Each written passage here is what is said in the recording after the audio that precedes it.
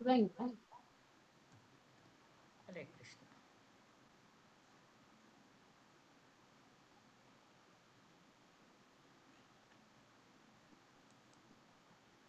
ಹರೇ ಕೃಷ್ಣ ಹರೇ ಕೃಷ್ಣ ಕೃಷ್ಣ ಕೃಷ್ಣ ಹರೇ ಹರೇ ಹರೇ ರಾಮ ರಾಮ ರಾಮ ಹರೇ ಹರೇ.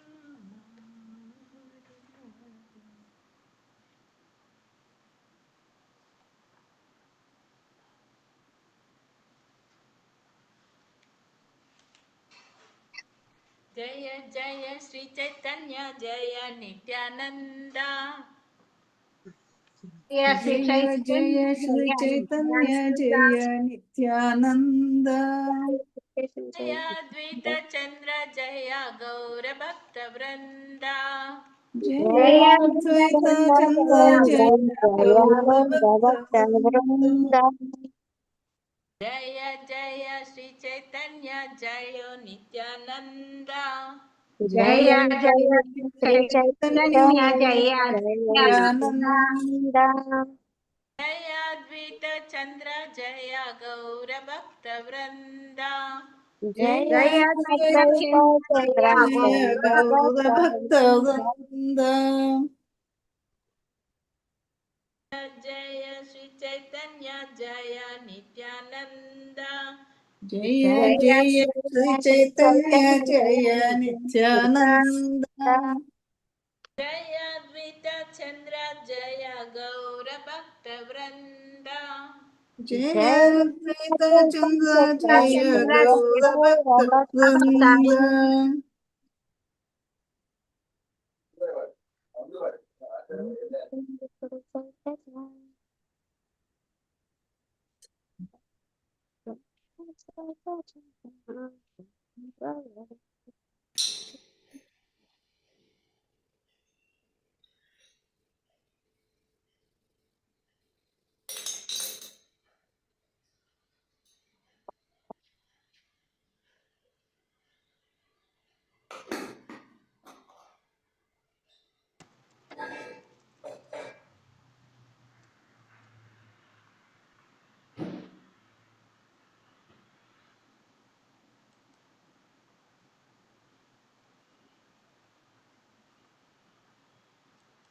Download ಆಗ್ತಾ ಉಂಟು.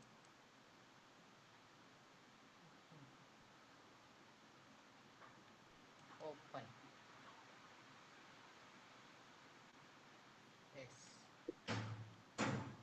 ಸರ್ವಾಶ್ರಯ ಈಶ್ವರೇರ ಪ್ರಣವ ಉದ್ದೇಶ ತತ್ವಂ ಆಸಿ ವಾಕ್ಯ ಆಯವೇದೇರ ಏಕಾದಶ್ ದೇಶ. ಯಾರಿಗೆ ಓದ್ಲಿಕ್ಕೆ? ಓದಿ. ಮಾತಾಜಿ ಕಾಣಿಸ್ತಾ ಇಲ್ಲ. ಸ್ಕ್ರೀನ್ ಕಾಣಿಸ್ತಿಲ್ಲವಾ? ಸ್ಕ್ರೀನ್ ಓಕೆ, ಒಂದ್ ನಿಮಿಷ, ಈಗ ಬರ್ತದೆ. ಎಸ್, ಬಂತು ನೋಡಿ. ಓದ್ಲಾ ಮಾತಾಜಿ? ಕೃಷ್ಣ ಹರೇ ಕೃಷ್ಣ. ಓದ್ಲಾ? ಲಕ್ಷ್ಮೀ ಮಾತಾಜಿ ಓದಿ ಮಾತಾಜಿ. ಹರೇ ಕೃಷ್ಣ ಮಾತಾಜಿ. ಶ್ಲೋಕ 129. ಸರ್ವಾಶ್ರಯ ಈಶ್ವರೇರ ಪ್ರಣವ ಉದ್ದೇಶ ತತ್ವಮಸಿ ವಾಕ್ಯ ವೇದೇರ ಏಕಾದೇಶ. ಸರ್ವ ಆಶ್ರಯ ಎಲ್ಲದರ ಭಂಡಾರ, ಈಶ್ವರೇರ ದೇವೋತ್ತಮ ಪರಮಪುರುಷನ, ಪ್ರಣವ ಓಂಕಾರ, ಉದ್ದೇಶ ತತ್ವಂ ಅಸಿ ವೈದಿಕ ಮಂತ್ರ ನೀನು ಅದೇ ಆಗಿದ್ದೀಯೆ, ವಾಕ್ಯ ಹೇಳಿಕೆ ಹಯ ಉಂಟಾಗುತ್ತದೆ, ವೇದೇರ ವೈದಿಕ ಸಾಹಿತ್ಯದ, ಏಕದೇಶ ಭಾಗಶಃ ಅರಿವು. ಅನುವಾದ ಮತ್ತು ಭಾವಾರ್ಥ ಬೈ ಶ್ರೀಲ ಪ್ರಭುಪಾದ ಕಿಜು. ಪ್ರಣವ ಓಂಕಾರವೇ ಎಲ್ಲ ವೈದಿಕ ಜ್ಞಾನದ ಭಂಡಾರವೆಂದು ಪ್ರಸ್ತುತಪಡಿಸುವುದು ದೇವೋತ್ತಮ ಪರಮಪುರುಷನ ಉದ್ದೇಶ. ತತ್ವಂ ಅಸಿ ಎಂಬ ಶಬ್ದಗಳು ವೈದಿಕ ಜ್ಞಾನದ ಭಾಗಶಃ ವಿವರಣೆಯಷ್ಟೇ. ಭಾವಾರ್ಥ: ತತ್ವಂ ಅಸಿ ಎಂದರೆ ನೀನೇ ಆಧ್ಯಾತ್ಮಿಕ ಪುರುಷನಾಗಿದ್ದೀಯೆ. ಹರೇ ಕೃಷ್ಣ ಮಾತಾಜಿ, ಹರೇ ಧನ್ಯವಾದಗಳು. ಕೃಷ್ಣ. ಶ್ರೀಲ ಪ್ರಭುಪಾದ ಕಿ ಜೈ. ಇಲ್ಲಿ ಪ್ರಣವ ಅಂದ್ರೆ ಓಂಕಾರ. ಆ ಓಂಕಾರ ಎಲ್ಲ ವೈದಿಕ ಜ್ಞಾನದ ಭಂಡಾರ ಅಂತೇಳಿ ಪ್ರಸ್ತುತಪಡಿಸುವುದು. ಓಂಕಾರ, ಓಂಕಾರವೇ ವೈದಿಕ ಜ್ಞಾನದ ಭಂಡಾರ. ಹಾಗೆ ದೇವೋತ್ತಮ ಪರಮ ಪುರುಷನ ಉದ್ದೇಶ ಕೂಡ ಅದೇ. ತತ್ವಂ ಅಸಿ ಅಂದರೆ ಈ ಶಬ್ದಗಳು ವೈದಿಕ ಜ್ಞಾನದ ಭಾಗಸ ವಿವರಣೆಗಳು ಮಾತ್ರ. ತತ್ವಂ ಅಸಿ ಅಂದರೆ ನೀನು ಆಧ್ಯಾತ್ಮಿಕ ಪುರುಷನಾಗಿದ್ದೀಯೇ, ನೀನೇ, ನೀನಲ್ಲ, ನೀನೇ. ತತ್ವಂ ಅಸಿ. ಇಲ್ಲಿ ಉದ್ದೇಶ ಪ್ರಣವ, ಓಂಕಾರ, ಅದೇ ವೈದಿಕ ಜ್ಞಾನದ ಭಂಡಾರ. ತತ್ ಅಂದರೆ ಭಗವಂತನ ಉದ್ದೇಶವೇ ಅದು. ತತ್ವಮಾಸೆ ಅಂದರೆ ನೀನೇ ಆಧ್ಯಾತ್ಮಿಕ ಪುರುಷನಾಗಿದ್ದೀಯಾ ಅಂತೇಳಿ ಆ ಜ್ಞಾನ, ವೈದಿಕ ಜ್ಞಾನದ ಭಾಗಸ ವಿವರಣೆ ಅದು. ಶ್ಲೋಕ 130. ಪ್ರಣವ ಮಹಾ ವಾಕ್ಯತಃ ಕರಿ ಆಚ್ಛಾದನ ಮಹಾವಾಕ್ಯ ಕರಿ ತತ್ವಂ ಅಸಿರ ಸ್ಥಾಪನ. ಓದಿ ಓದಿ ಸುಧಾ ಮಾತಾಜಿ. ನನ್ನ ಹೆಸರು ಹೇಳ್ಬೇಕಾ? ಹೆಸರು ಹೇಳಿ ಮಾತಾಜಿ. ರತ್ನ ಮಾತಾಜಿ. ಓದ್ಲ ಮಾತಾಜಿ? ಓದಿ ಮಾತಾಜಿ. ಪ್ರಣವ ಮಹಾವಾಕ್ಯತಃ ಕರಿ ಆಚ್ಛಾದನ ಮಹಾವಾಕ್ಯ ಕರಿ ತತ್ವಂ ಆಸಿರ ಸ್ಥಾಪನ. ಪ್ರಣವ ಓಂಕಾರ, ಮಹಾವಾಕ್ಯ ಮುಖ್ಯ ಮಂತ್ರ, ತಾಹ ಅದು, ಕರಿ ಮಾಡುವುದು, ಆಚ್ಛಾದನ ಆಚ್ಛಾದಿಸುವುದು, ಮಹಾವಾಕ್ಯ ಮುಖ್ಯ ಮಂತ್ರದ ಸ್ಥಾನದಲ್ಲಿ, ಕರಿ ನಾನು ಮಾಡುತ್ತೇನೆ, ತತ್ವಂ ಅಸಿ ಸ್ಥಾಪನ, ತತ್ವಂ ಅಸಿ ಎಂಬ ಮಾತನ್ನು ಸ್ಥಾಪನೆ ಮಾಡುವುದು. ಅನುವಾದ: ಪ್ರಣವ ಓಂಕಾರವು ವೇದಗಳಲ್ಲಿ ಮಹಾವಾಕ್ಯ, ಮಹಾಮಂತ್ರವಾಗಿದೆ. ಶಂಕರಾಚಾರ್ಯ ಅನುಯಾಯಿಗಳು ಅನಧಿಕೃತವಾಗಿ ತತ್ವಂ ಅಸಿ ಎಂಬ ಮಂತ್ರವನ್ನು ಹೇಳಲು ಓಂಕಾರವನ್ನು ಆಚ್ಛಾದನೆ ಮಾಡಿದ್ದಾರೆ. ಭಾವಾರ್ಥ: ಮಾಯವಾದಿ ತತ್ವಜ್ಞಾನಿಗಳ ತತ್ವಂ ಅಸಿ, ಸೋ ಅಹಂ ಇತ್ಯಾದಿ ಹೇಳಿಕೆಗೆ ಒತ್ತು ಕೊಡುತ್ತದೆ. ಆದರೆ ಅವರು ನಿಜವಾದ ಮಹಾಮಂತ್ರ ಪ್ರಣವ ಓಂಕಾರ ಒತ್ತು ಕೊಡುವುದಿಲ್ಲ. ಆದ್ದರಿಂದ ಅವರು ವೈದಿಕ ಜ್ಞಾನವನ್ನು ತಪ್ಪಾಗಿ ನಿರೂಪಿಸುವುದರಿಂದ ಪ್ರಭುವಿನ ಪಾದಕಮಲಗಳಿಗೆ ಅತ್ಯಂತ ದೊಡ್ಡ ಅಪಚಾರಿಗಳಾಗಿದ್ದಾರೆ. ಚೈತನ್ಯ ಮಹಾಪ್ರಭುಗಳು ಸ್ಪಷ್ಟವಾಗಿ ಹೇಳುತ್ತಾರೆ, ಮಾಯವಾದಿ ಕೃಷ್ಣೇರ ಅಪರಾಧಿ. ಮಾಯವಾದಿ ತತ್ವಜ್ಞಾನಿಗಳು ಪ್ರಭು ಕೃಷ್ಣನ ಅತ್ಯಂತ ದೊಡ್ಡ ಅಪಚಾರಿಗಳು. ಪ್ರಭು ಕೃಷ್ಣನು ಹೀಗೆ ಘೋಷಿಸುತ್ತಾನೆ, ತಾನ್ ಅಹಂ ದಿಶಾತ್ ಕ್ರೂರಾನ್ ಸಂಸಾರೇಶು ನರಾಧಮಾನ್ ಕ್ಷಿಪ್ರಾಂ ಅಸಜಂ ಅಶುಭಾನ್ ಅಸುರೇನ್ ಏವ ಯೋನಿಸು. ಧನ್ಯವಾದಗಳು ಮಾತಾಜಿ. ರಾಧೇ ಕೃಷ್ಣ ಮಾತಾಜಿ. ಧನ್ಯವಾದಗಳು ಮಾತಾಜಿ. ಏ ಮಂಜುಳಾ ಮಾತಾಜಿ ಓದಿ. ಧನ್ಯವಾದಗಳು ಮಾತಾಜಿ. ಏ ಮಂಜುಳಾ ಮಾತಾಜಿ ಮುಂದುವರಿಸಿ. ಹರೇ ಕೃಷ್ಣ ಮಾತಾಜಿ. ಓದಿ ಮಾತಾಜಿ. ಅಲ್ಲ, ಅಸೂಯ ಪರರು ಅಲ್ಲಿಂದ ಓದಿ. ಅಸೂಯಾಪರರು, ಕ್ರೂರರು, ನರಾಧಮರು, ಆದವರನ್ನು ನಾನು ನಿರಂತರವಾಗಿ ಐಹಿಕ ಅಸ್ತಿತ್ವದ ಸಾಗರಕ್ಕೆ ನೂಕುತ್ತೇನೆ. ಹಲವಾರು ಅಸುರಿ ಜೀವಜಾತಿಗಳಿಗೆ ತಳ್ಳುತ್ತೇನೆ. ಭಗವದ್ಗೀತೆ 16.19. ಮರಣಾನಂತರ ಅಸುರಿ ಜೀವಜಾತಿಗಳ ಜನ್ಮವು ಮಾಯಾವಾದಿ ತತ್ವಜ್ಞಾನಿಗಳಿಗೆ ಕಾದಿದೆ, ಏಕೆಂದರೆ ಅವರಿಗೆ ಕೃಷ್ಣನನ್ನು ಕಂಡರೆ ಅಸೂಯೆ. ಕೃಷ್ಣನು ಭಗವದ್ಗೀತೆಯಲ್ಲಿ ಮನ್ಮನಾಭಾವ ಮದ್ಭಕ್ತೋ ಮದ್ಯಾಜಿ ಮಾಂ ನಮಸ್ಕುರು, ಸದಾ ನನ್ನನ್ನು ಕುರಿತು ಯೋಚಿಸುವುದರಲ್ಲಿ ನಿನ್ನ ಮನಸ್ಸನ್ನು ತೊಡಗಿಸು, ನನ್ನ ಭಕ್ತನಾಗು, ನನಗೆ ನಮಸ್ಕಾರ ಮಾಡು, ನನ್ನನ್ನು ಆರಾಧಿಸು ಎಂದು ಹೇಳಿದಾಗ ಒಬ್ಬರು ಅಸುರಿ ವಿದ್ವಾಂಸರು, ನಾವು ಶರಣಾಗಬೇಕಾದದ್ದು ಕೃಷ್ಣನಿಗಲ್ಲ ಎಂದು ಹೇಳುತ್ತಾರೆ. ಈ ವಿದ್ವಾಂಸರು ಈಗಾಗಲೇ ಈ ಜನ್ಮದಲ್ಲಿ ಯಾತನೆಯನ್ನು ಅನುಭವಿಸುತ್ತಿದ್ದಾರೆ. ಈ ಜನ್ಮದಲ್ಲಿ ನಿಗದಿತವಾದ ಯಾತನೆಯನ್ನು ಪೂರೈಸದಿದ್ದರೆ ಮುಂದಿನ ಜನ್ಮದಲ್ಲಿ ಮತ್ತೆ ಅವರು ಯಾತನೆಯನ್ನು ಅನುಭವಿಸಬೇಕು. ಆದ್ದರಿಂದ ವ್ಯಕ್ತಿಯು ದೇವೋತ್ತಮ ಪರಮಪುರುಷನಲ್ಲಿ ಅಸೂಯೆಯನ್ನು ತೋರದಂತೆ ಬಹಳ ಎಚ್ಚರ ವಹಿಸಬೇಕು. ಆದ್ದರಿಂದ ಮುಂದಿನ ಶ್ಲೋಕದಲ್ಲಿ ಶ್ರೀ ಚೈತನ್ಯ ಮಹಾಪ್ರಭುಗಳು ವೇದಗಳ ಉದ್ದೇಶವನ್ನು ಸ್ಪಷ್ಟವಾಗಿ ತಿಳಿಸುತ್ತಾರೆ. ಹರೇ ಧನ್ಯವಾದಗಳು. ಕೃಷ್ಣ, ಧನ್ಯವಾದಗಳು ಮಾತಾಜಿ. ಇಲ್ಲಿ ಪ್ರಣವ ಅಂದರೆ ಓಂಕಾರ, ಅಂದರೆ ಮೊದಲಿನ ಶ್ಲೋಕದಲ್ಲಿ ಕೂಡ ಹೇಳಿದ್ದಾರೆ, ವೇದಗಳಲ್ಲಿ ಮಹಾವಾಕ್ಯ ಮಂತ್ರ ಆಗಿದೆ ಓಂಕಾರ.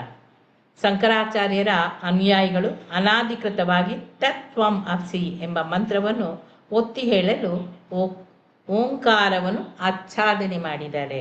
ಅಂದರೆ ಇಲ್ಲಿ ಭಾವಾರ್ಥ ಶ್ರೀಲ ಪ್ರಭುಪಾದರಿಂದ ಶ್ರೀಲ ಪ್ರಭುಪಾದ ಕೀಚೆ. ಮಾಯಾವಾದಿ ತತ್ವಜ್ಞಾನಿಗಳು ತತ್ವಂ ಅಸಿ ಸೋಹಂ ಅಂದರೆ ಈ ಹೇಳಿಕೆಗಳಿಗೆ ಅವರು ಒತ್ತು ಕೊಡ್ತಾರೆ. ಆದರೆ ಅವರು ನಿಜವಾದ ಮಹಾಮಂತ್ರ ಪ್ರಣವಕ್ಕೆ ಓಂಕಾರಕ್ಕೆ ಒತ್ತು ಕೊಡುವುದಿಲ್ಲ. ಅದಕ್ಕಾಗಿ ಅವರು ಓಂಕಾರ ಅಂತ ಹೇಳಿದ ಕೂಡಲೇ ಅವರು ಅದು ಹೇಳಬಾರ್ದು, ಹಾಗೆ ಹೀಗೆ ಅಂತ ಹೇಳ್ತಾರೆ. ಆದ್ದರಿಂದ ಅವರು ವೈದಿಕ ಜ್ಞಾನವನ್ನೇ ತಪ್ಪಾಗಿ ನಿರೂಪಿಸುವುದರಿಂದ ಪ್ರಭುವಿನ ಪಾದಕಮಲಗಳಿಗೆ ಅತ್ಯಂತ ದೊಡ್ಡ ಅಪಚಾರಿಗಳು ಆಗಿದ್ದಾರೆ. ಇವರು ವೈದಿಕ ಜ್ಞಾನವನ್ನು ತಪ್ಪಾಗಿ ನಿರೂಪಿಸಿ ಅದನ್ನು ಭಗವಂತನ ಪಾದಕಮಲಗಳಿಗೆ ದೊಡ್ಡ ಅಪರಾಧ ಮಾಡಿದಾಗೆ ಅಪಚಾರಿಗಳು. ಚೈತನ್ಯ ಮಹಾಪ್ರಭುಗಳು ಸ್ಪಷ್ಟವಾಗಿ ಹೇಳ್ತಾರೆ, ಮಾಯಾವಾದಿ ಕೃಷ್ಣೇ ಅಪರಾಧಿ. ಮಾಯಾವಾದಿ ತತ್ವಜ್ಞಾನಿಗಳು ಪ್ರಭು ಕೃಷ್ಣನನ್ನು ಅತ್ಯಂತ ದೊಡ್ಡ ಅಪಚಾರಿ ಅಂತೇಳಿ ಅಪಚಾರಿಗಳು. ಇದನ್ನು ಕೃಷ್ಣನೇ, ಭಗವಂತ ಕೃಷ್ಣ ಈ ರೀತಿ ಘೋಷಿಸ್ತಾನೆ, ತನ್ಹಂ ದ್ವಿಪತಃ ಕ್ರೂರನ್ ಸಂಸಾರೇ ಸುನರಾಧಮನ್ ಕ್ಷಿಪ್ರಂ ಅಜ್ರಶಂ ಅಸುಬನ್ ಅಸೂರಿ ಸ್ವಯೇವ ಯೋನಿಸು. ಅಸೂಯ ಪೌರರು, ಕ್ರೂರರು, ನರಾಧಮರು ಆದವರನ್ನು ನಿರಂತರವಾಗಿ ಐಕ ಅಸ್ತಿತ್ವದ ಸಾಗರಕ್ಕೆ ನಾನು ನೂಕಿ ಬಿಡ್ತೇನೆ. ಇಲ್ಲಿ ಹಲವಾರು ಅಸುರಿ ಜೀವಜಾತಿಗಳಿಗೆ ನಾನು ಅಲ್ಲೇ ನೂಕಿ ಬಿಡ್ತೇನೆ, ತಳ್ತೇನೆ. ಭಗವದ್ಗೀತೆ 16ನೇ ಅಧ್ಯಾಯದ 19ನೇ ಶ್ಲೋಕ ಕೂಡ ಹೇಳ್ತದೆ. ಮರಣ ನಂತರ ಈ ಅಸುರಿ ಜೀವಜಾತಿಗಳ ಜನ್ಮವು ಮಾಯಾವಾದಿ ತತ್ವಜ್ಞಾನಿಗಳಿಗೆ ಅದು ಕಾದು ಕೂತ್ಕೊಂಡಿದೆ. ಅಸುರಿ ಸ್ವಭಾವದ ಜೀವಜಾತಿಗಳು, ಅವರ ಜನ್ಮ ಮಾಯವಾದಿ ತತ್ವಜ್ಞಾನಿಗಳಿಗೆ ಕಾದಿದೆ. ಏಕೆಂದರೆ ಅವರಿಗೆ ಕೃಷ್ಣನನ್ನು ಕಂಡ್ರೆ ಅಸೂಯೆ ಅಸುರರಿಗೆ. ಕೃಷ್ಣನು ಭಗವದ್ಗೀತೆಯಲ್ಲಿ ಮನ್ಮನ ಭಕ್ತೋ ಮಧ್ಯಾಧೀನ ಮಾಂ ನಮಸ್ಕುರು ಅಂದರೆ ಸದಾ ನನ್ನನ್ನು ಕುರಿತು ಯೋಚಿಸುವುದರಲ್ಲಿ ನಿನ್ನ ಮನಸ್ಸನ್ನು ತೊಡಗಿಸು, ನನ್ನ ಭಕ್ತನಾಗು, ನನಗೆ ನಮಸ್ಕಾರ ಮಾಡು, ನನ್ನನ್ನು ಆರಾಧಿಸು ಎಂದು ಹೇಳಿದಾಗ ಒಬ್ಬರು ಅಸುರಿ ವಿದ್ವಾಂಸರು ನಾವು ಶರಣಾಗಬೇಕಾದದ್ದು ಕೃಷ್ಣನಿಗೆ ಅಲ್ಲ ಎಂದು ಹೇಳ್ತಾರೆ. ನೋಡಿ, ಅಸುರಿ ಸ್ವಭಾವದವರು ಈ ರೀತಿ. ಈ ವಿದ್ವಾಂಸರು ಈಗಾಗಲೇ ಈ ಜನ್ಮದಲ್ಲಿ ತುಂಬ ನೋವನ್ನು ಅನುಭವಿಸ್ತಾ ಇದ್ದಾರೆ. ಈ ಜನ್ಮದಲ್ಲಿ ನಿಗದಿತವಾದ ನೋವನ್ನು ಅವರು ಪೂರೈಸದಿದ್ದರೆ ಮುಂದಿನ ಜನ್ಮದಲ್ಲಿ ಮತ್ತೆ ಪುನಃ ಆ ನೋವು ಅನ್ನು ಅನುಭವಿಸಬೇಕು, ಯಾತನೆಯನ್ನು. ಆದ್ದರಿಂದ ವ್ಯಕ್ತಿ ದೇವೋತ್ತಮ ಪರಮ ಪುರುಷನಲ್ಲಿ ಅಸೂಯೆಯನ್ನು ತೋರದಂತೆ ಬಹಳ ಎಚ್ಚರ ವಹಿಸಬೇಕು. ಆದ್ದರಿಂದ ಇಲ್ಲಿ ಮುಂದಿನ ಶ್ಲೋಕದಲ್ಲಿ ಶ್ರೀ ಚೈತನ್ಯ ಮಹಾಪ್ರಭುಗಳು ವೇದಗಳ ಉದ್ದೇಶವನ್ನು ಸ್ಪಷ್ಟವಾಗಿ ತಿಳಿಸುತ್ತಾರೆ. ಅಸೂಯೆ ಬೇಕಾ? ನೋವು ಬೇಕಾ? ಈ ಜನ್ಮದಲ್ಲೇ ಅನುಭವಿಸಿ ಮುಗಿಸೋಣ, ಮುಂದಿನ ಜನ್ಮಕ್ಕೆ ಬೇಕಾ? ಬೇಡ ಮಾತಾಡಿ, ಎಲ್ಲ ಮುಗಿಸ್ಕೊಡಂಗಿಲ್ಲ. ಹಾಗಾದ್ರೆ ನಾವು ಭಗವಂತನಿಗೆ ಶರಣಾಗಬೇಕು, ಭಗವಂತನನ್ನೇ ಕುರಿತು ಯೋಚಿಸಬೇಕು, ಅವನ ಭಕ್ತನಾಗಬೇಕು, ನಮಸ್ಕಾರವನ್ನು ಮಾಡಬೇಕು, ಅವನನ್ನು ಆರಾಧಿಸಬೇಕು. ಸರ್ವವೇದ ಶ್ಲೋಕ 331. ಸರ್ವವೇದ ಸೂತ್ರೆ ಕರೆ ಕೃಷ್ಣೇರ ಅಭಿಧಾನ ಮುಖ್ಯ ವೃತ್ತಿ ಚಾಡಿ ಕೈಲ ಲಕ್ಷಣ ವ್ಯಾಖ್ಯಾನ. ಯಾರು ಓದ್ಲಿಕ್ಕೆ? ಪ್ರವೀಣ ಮಾತಾಜಿ. ಹರೇ ಕೃಷ್ಣ, ಮ್ಯೂಟಲ್ಲಿ ಇದ್ದೀರಾ? ನಾನು ಓದ್ಲ ಮಾತಾಜಿ? ಓದಿ ಬನ್ನಿ. ಹರೇ ಕೃಷ್ಣ ಮಾತಾಜಿ. ಸರ್ವವೇದ ಸೂತ್ರೇ ಕರೆ ಕೃಷ್ಣರ ಅಭಿಧಾನ ಮುಖ್ಯ ವೃತ್ತಿ ಛಾಡಿ ಕೈಲ ಲಕ್ಷಣ ವ್ಯಾಖ್ಯಾನ. ಸರ್ವವೇದ ಸೂತ್ರೇ, ವೇದಾಂತ ಸೂತ್ರದ ಎಲ್ಲ ಸೂತ್ರಗಳಲ್ಲಿ ಕರೆ ಸ್ಥಾಪಿಸುತ್ತಾರೆ. ಕೃಷ್ಣೇರ, ಪ್ರಭು ಕೃಷ್ಣನ ಅಭಿಧಾನ ವಿವರಣೆ ಮುಖ್ಯ ವೃತ್ತಿ, ನೇರ ವ್ಯಾಖ್ಯಾನ, ಚಾಡಿ ಬಿಟ್ಟು, ಕೈಲ ಮಾಡಿ, ಲಕ್ಷಣ, ಪರೋಕ್ಷ, ವ್ಯಾಖ್ಯಾನ, ವಿವರಣೆ. ಮಾತಾಜಿ ಸ್ವಲ್ಪ ಮೇಲೆ ಮಾಡಿ ಮಾತಾಜಿ. ಅನುವಾದ: ಎಲ್ಲ ವೈದಿಕ ಸೂತ್ರಗಳು ಮತ್ತು ಸಾಹಿತ್ಯಗಳಲ್ಲಿ ಅರ್ಥ ಮಾಡಿಕೊಳ್ಳಬೇಕಾದದ್ದು ಪ್ರಭು ಕೃಷ್ಣನನ್ನು. ಆದರೆ ಶಂಕರಾಚಾರ್ಯರ ಅನುಯಾಯಿಗಳು ವೇದಗಳ ನಿಜವಾದ ಅರ್ಥವನ್ನು ಪರೋಕ್ಷ ವಿವರಣೆಗಳಿಂದ ಮರೆ ಮಾಡಿದ್ದಾರೆ. ಭಾವಾರ್ಥ: ಶಿಲಪ್ರಭುಪಾದರಿಂದ ಶಿಲಪ್ರಭುಪಾದರಿಗೆ ಜಯವಾಗಲಿ. ಹೀಗೆ ಹೇಳಲಾಗಿದೆ: ವೇದೇನ ರಾಮಾಯಣೆ ಚೈವ ಪುರಾಣೆ ಭಾರತೆ ಕಥಾ ಆದೌ ಅಂತೆ ಚ ಮಧ್ಯೆ ಚ ಹರಿಹಿ ಸರ್ವತ್ರ ಗೀಯತೆ. ರಾಮಾಯಣ, ಪುರಾಣಗಳು ಮತ್ತು ಮಹಾಭಾರತವು ಸೇರಿದಂತೆ ವೈದಿಕ ಸಾಹಿತ್ಯದಲ್ಲಿ ಪ್ರಾರಂಭದಿಂದ ಅದೌ ಅಂತ್ಯದವರೆಗೆ, ಅಂತೆ ಚ ಮತ್ತು ಮಧ್ಯದಲ್ಲಿಯೂ ಕೂಡ ದೇವೋತ್ತಮ ಪರಮ ಪುರುಷನಾದ ಹರಿಯನ್ನು ಕುರಿತು ಮಾತ್ರ ವಿವರಿಸಲಾಗಿದೆ. ಹರೇ ಕೃಷ್ಣ ಮಾತಾಜಿ. ನೋಡಿ, ಅನುವಾದ, ಭಾವಾರ್ಥ. ಶ್ರೀಲ ಪ್ರಭುಪಾದರಿಂದ ಶ್ರೀಲ ಪ್ರಭುಪಾದ ಕೀಚೆ. ಇಲ್ಲಿ ಎಲ್ಲ ವೈದಿಕ ಸೂತ್ರಗಳು ಮತ್ತು ಸಾಹಿತ್ಯಗಳಲ್ಲಿ ಅರ್ಥ ಮಾಡಿಕೊಳ್ಳಬೇಕಾದದ್ದು ಪ್ರಭು ಭಗವಂತ ಕೃಷ್ಣನನ್ನು. ಆದರೆ ಶಂಕರಾಚಾರ್ಯರ ಅನುಯಾಯಿಗಳು ವೇದಗಳ ನಿಜವಾದ ಅರ್ಥವನ್ನು ಅದರ ಪರೋಕ್ಷ ವಿವರಣೆಗಳಿಂದ ಅವರದನ್ನು ಮುಚ್ಚಿ ಹಾಕಿಬಿಟ್ಟಿದ್ದಾರೆ. ವೈದಿಕ ಸೂತ್ರಗಳು ಮತ್ತು ಸಾಹಿತ್ಯಗಳು ಅರ್ಥ ಮಾಡಿಕೊಳ್ಳಬೇಕಾದದ್ದು ಭಗವಂತ ಕೃಷ್ಣನನ್ನು. ಅಂದರೆ ಇಲ್ಲಿ ಶಂಕರಾಚಾರ್ಯರ ಅನುಯಾಯಿಗಳು ಅದರ ನಿಜವಾದ ಅರ್ಥವನ್ನು ಅಲ್ಲಿ ಮುಚ್ಚಿ ಹಾಕಿದ್ದಾರೆ. ವಿವರಣೆಗಳನ್ನು, ಅರ್ಥವನ್ನು ಪರೋಕ್ಷ ಅವರದೇ ಆದ ವಿವರಣೆಗಳಿಂದ ಅವರದನ್ನು ಮುಚ್ಚಿ ಹಾಕಿದ್ದಾರೆ. ಇಲ್ಲಿ ಭಾವಾರ್ಥದಲ್ಲಿ ಶ್ರೀಲ ಪ್ರಭುಪಾದರು ವಿಧಿ ರಾಮಾಯಣೆ ಚೈವ ಪುರಾಣೆ ಭರತೆ ತಥಾ ಹದೌ ಅಂತೆ ಚ ಮಧ್ಯೆ ಚ ಹರಿಶ್ರವ ಸರ್ವತ್ರ ಗೀಯತೆ. ಅಂದರೆ ಇಲ್ಲಿ ರಾಮಾಯಣ, ಪುರಾಣಗಳು, ಮಹಾಭಾರತ ಸೇರಿದಂತೆ ವೈದಿಕ ಸಾಹಿತ್ಯದಲ್ಲಿ ಪ್ರಾರಂಭದಿಂದಲೇ ಅದೌ ಅಂತ್ಯದವರೆಗೆ, ಅಂತೆ ಚ ಮತ್ತು ಮಧ್ಯದಲ್ಲಿಯೂ ಕೂಡ ದೇವೋತ್ತಮ ಪರಮ ಪುರುಷನ ಭಗವಂತನಾದ ಹರಿಯನ್ನು ಕುರಿತು ಮಾತ್ರ ವಿವರಿಸಲಾಗಿದೆ. ಎಲ್ಲ ರಾಮಾಯಣ ಆಗಲಿ, ಮಹಾಭಾರತ ಆಗಲಿ, ಯಾವುದೇ ಪುರಾಣ ಆಗಲಿ, ಈ ವೈದಿಕ ಸಾಹಿತ್ಯದಲ್ಲಿ ಪ್ರಾರಂಭದಿಂದಲೇ ಆದಿಯಿಂದ ಅಂತ್ಯದವರೆಗೆ ಕೂಡ, ಮಧ್ಯದಲ್ಲಿ ಕೂಡ ಭಗವಂತ ದೇವೋತ್ತಮ ಪರಮ ಪುರುಷನಾದ ಶ್ರೀಕೃಷ್ಣನನ್ನೇ ಕುರಿತು ಮಾತ್ರ ಅಲ್ಲಿ ವಿವರಿಸಲಾಗಿದೆ. ಶ್ಲೋಕ 132. ಸ್ವತಃ ಪ್ರಮಾಣ ವೇದ ಪ್ರಮಾಣ ಶಿರೋಮಣಿ ಲಕ್ಷಣ ಕರೇಲೆ ಪ್ರಮಾಣತಾ ಹಣಿ. ಯಾರು ಓದ್ಲಿಕ್ಕೆ ಮತ್ತೆ? ದಯಾನ್ವಿತ ಓದ್ಲಾ ಮಾತಾಜಿ ಮಾತಾಜಿ? ದಯಾನ್ವಿತ ಮಾತಾಜಿ. ದಯಾನ್ವಿತ ಮಾತಾಜಿ ಹರೇ ಕೃಷ್ಣ ಮಾತಾಜಿ. ಧನ್ಯವಾದ. ಓದಿ ಮಾತಾಜಿ.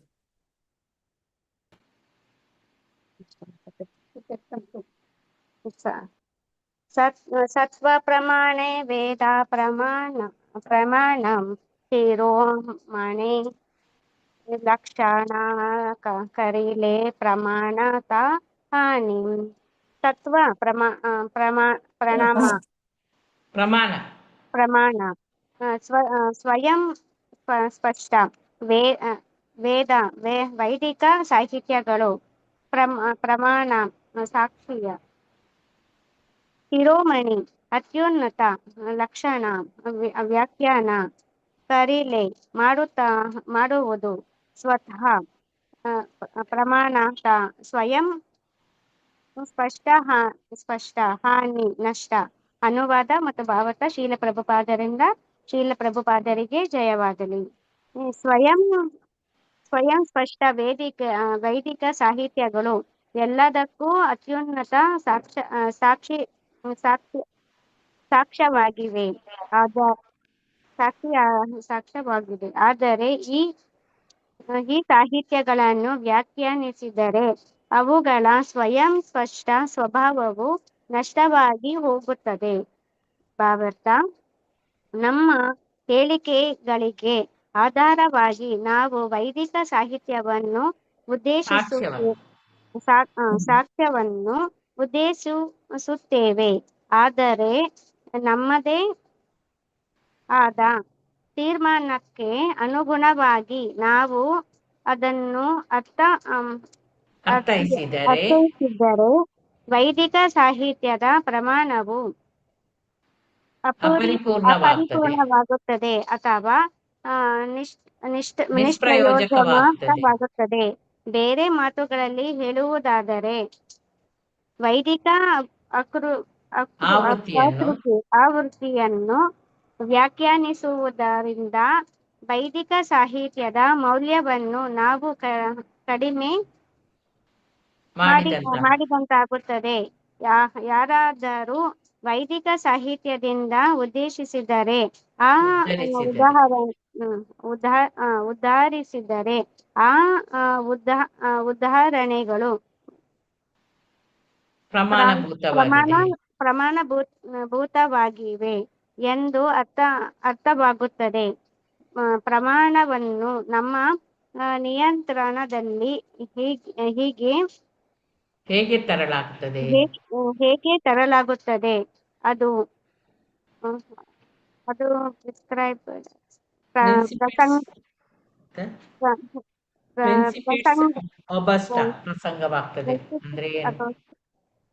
ಪ್ರಸಂಗವಾಗುತ್ತದೆ. ಹರೇ ಕೃಷ್ಣ. ಇಲ್ಲಿ ಸ್ವಯಂ ಅನುವಾದ ಭಾವಾರ್ಥ ಶೀಲ ಪ್ರಭುಪಾದರಿಂದ, ಶೀಲ ಪ್ರಭುಪಾದ ಕಿ ಜೈ. ಸ್ವಯಂ ಸ್ಪಷ್ಟವಾದ ವೈದಿಕ ಸಾಹಿತ್ಯಗಳು ಎಲ್ಲದಕ್ಕೂ ಅತ್ಯುನ್ನತ ಸಾಕ್ಷ್ಯವಾಗಿದೆ. ಆದರೆ ಈ ಸಾಹಿತ್ಯಗಳನ್ನು ಇನ್ನೂ ವ್ಯಾಖ್ಯಾನಿಸಿದರೆ ಅವುಗಳ ಸ್ವಯಂ ಸ್ಪಷ್ಟ ಸ್ವಭಾವವು ನಷ್ಟವಾಗಿ ಹೋಗ್ತದೆ. ಅಂದರೆ ಇಲ್ಲಿ ಭಾವಾರ್ಥದಲ್ಲಿ ಶ್ರೀಲ ಪ್ರಭುಪಾದರು ಏನು ಕೊಟ್ಟಿದ್ದಾರೆ ನೋಡೋಣ. ನಮ್ಮ ಹೇಳಿಕೆಗೆ ಆಧಾರವಾಗಿ ನಾವು ವೈದಿಕ ಸಾಕ್ಷ್ಯವನ್ನು ಉದ್ಧರಿಸುತ್ತೇವೆ, ಆದರೆ ನಮ್ಮದೇ ಆದ ತೀರ್ಮಾನಕ್ಕೆ ಅನುಗುಣವಾಗಿ ನಾವು ಅದನ್ನು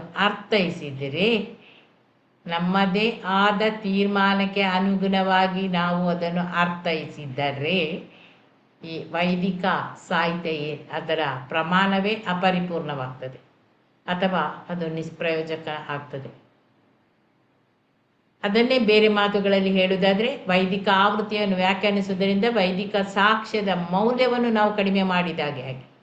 ಯಾರಾದರೂ ವೈದಿಕ ಸಾಹಿತ್ಯದಿಂದ ಉದ್ಧರಿಸಿದರೆ ಅಂತಹ ಉದಾಹರಣೆಗಳು ಎಲ್ಲವೂ ಪ್ರಮಾಣಭೂತವಾಗ್ತದೆ. ಈ ಪ್ರಮಾಣವನ್ನು ನಮ್ಮ ನಿಯಂತ್ರಣದಲ್ಲಿ ಹೇಗೆ ತರಲಾಗುತ್ತದೆ? ಇದೇನು ಪ್ರಸಂಗ?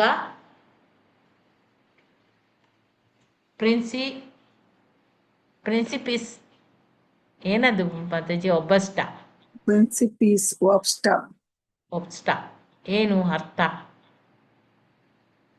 ಹರೇ ಕೃಷ್ಣ. ಮಧುಮಯಿ ಮಾತಾಜಿ ಇದ್ದಾರೆ, ಮತ್ತೆ ಯಾರಿದ್ದಾರೆ? ರೀನಾ ಮಾತಾಜಿ, ಮಧುಮಯಿ ಮಾತಾಜಿ, ಏನ್ ಮಾತಾಜಿ ಅದ್ರ ಅರ್ಥ? ಹರೇ ಕೃಷ್ಣ ಮಾತಾಜಿ, ನನಗೂ ಗೊತ್ತಾಗ್ತಾ ಇಲ್ಲ. ಪ್ರಿನ್ಸಿಪಿಸ್ ಒಬ್ಸ್ಟಾ ಅಂತ ಹಾಕಿದ್ದಾರೆ. ಹೌದು, ಏನಂತ ಗೊತ್ತಾಗೋದಿಲ್ಲ. ಏನಂತ ಗೊತ್ತಾಗ್ತಾ ಇಲ್ಲ. ಮತ್ತೆ ಅದು ಇಂಗ್ಲಿಷ್ ಇಂದ ಓದಿದ್ರೆ ನಮಗ್ ಗೊತ್ತಾಗ್ಬೋದು.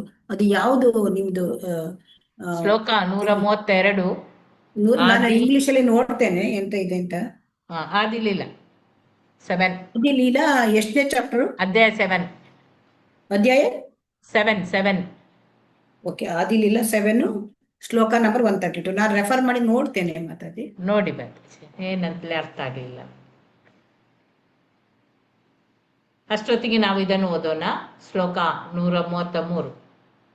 ಏಯಿ ಮತ ಪ್ರತಿಸೂತ್ರಿ ಸಹಜಾರ್ಥ ಛಾಡಿಯ ಗೌಣಾರ್ಥ ವಾಕ್ಯ ಕರೆ ಕಲ್ಪನಾ ಕರಿಯ. ಕೃಷ್ಣಮೂರ್ತಿ ಪ್ರಭುಜಿ ಓದಿ. ಕೃಷ್ಣಮೂರ್ತಿ ಪ್ರಭುಜಿ, ಡಾಕ್ಟರ್ ಕೃಷ್ಣಮೂರ್ತಿ ಪ್ರಭುಜಿ. ಗೀತಾ ಎಂ ಮಾತಾಜಿ ಓದಿ. ಹರೇ ಕೃಷ್ಣ ಮಾತಾಜಿ. ಶ್ಲೋಕ 133. ಏಯಿ ಮತ ಪ್ರತಿಸೂತ್ರೆ ಸಹಜಾರ್ಥ ಛಾಡಿಯ ಗೌಣಾರ್ಥ ವಾಕ್ಯ ಕರೆ ಕಲ್ಪನಾ ಕರಿಯ. ಏಯಿ ಮತ ಇದರ ಹಾಗೆ, ಪ್ರತಿಸೂತ್ರೆ ವೇದಾಂತ ಸೂತ್ರದ ಪ್ರತಿಯೊಂದು ಸೂತ್ರದಲ್ಲಿಯೂ ಸಹಜ ಅರ್ಥ, ಸ್ಪಷ್ಟವಾದ ಸರಳವಾದ ಅರ್ಥ, ಛಾಡಿಯ ಬಿಟ್ಟು, ಗೌಣ ಅರ್ಥ, ಪರೋಕ್ಷ ಅರ್ಥ, ವ್ಯಾಖ್ಯಾ ವಿವರಣೆ ಕರೆ ಅವರು ಮಾಡುತ್ತಾರೆ. ಕಲ್ಪನಾಕರಿಯ ಕಲ್ಪನೆಯಿಂದ ಅನುವಾದ ಭಾವಾರ್ಥ ಶೀಲ ಪ್ರಭುಪಾದರಿಂದ. ಶೀಲ ಪ್ರಭುಪಾದರಿಗೆ ಜಯವಾಗಲಿ. ತಮ್ಮ ತತ್ವಜ್ಞಾನವನ್ನು ಸಾಧಿಸಲು ಮಾಯವಾದ ಪಂಥದ ಸದಸ್ಯರು ವೈದಿಕ ಸಾಹಿತ್ಯದ ನಿಜವಾದ ಮತ್ತು ಸುಲಭವಾಗಿ ಅರ್ಥ ಮಾಡಿಕೊಳ್ಳಬಹುದಾದ ಅರ್ಥವನ್ನು ಕೈಬಿಟ್ಟು ತಮ್ಮ ಊಹಾಶಕ್ತಿಯನ್ನು ಆಧರಿಸಿದ ಪರೋಕ್ಷ ಅರ್ಥಗಳನ್ನು ಪ್ರಸ್ತುತಪಡಿಸುತ್ತಾರೆ. ಭಾವಾರ್ಥ: ದುರದೃಷ್ಟವಶಾತ್ ಶಾಂಕರ ಭಾಷ್ಯವು ಬಹುತೇಕ ಸಮಸ್ತ ಜಗತ್ತನ್ನು ವ್ಯಾಪಿಸಿದೆ. ಆದ್ದರಿಂದ ವೈದಿಕ ಸಾಹಿತ್ಯದ ಮೂಲ ಸುಲಭವಾಗಿ ಅರ್ಥ ಮಾಡಿಕೊಳ್ಳಬಹುದಾದ ಸಹಜ ಭಾವವನ್ನು ಪ್ರಸ್ತುತಪಡಿಸಬೇಕಾದ ತೀವ್ರ ಅವಶ್ಯಕತೆ ಇದೆ.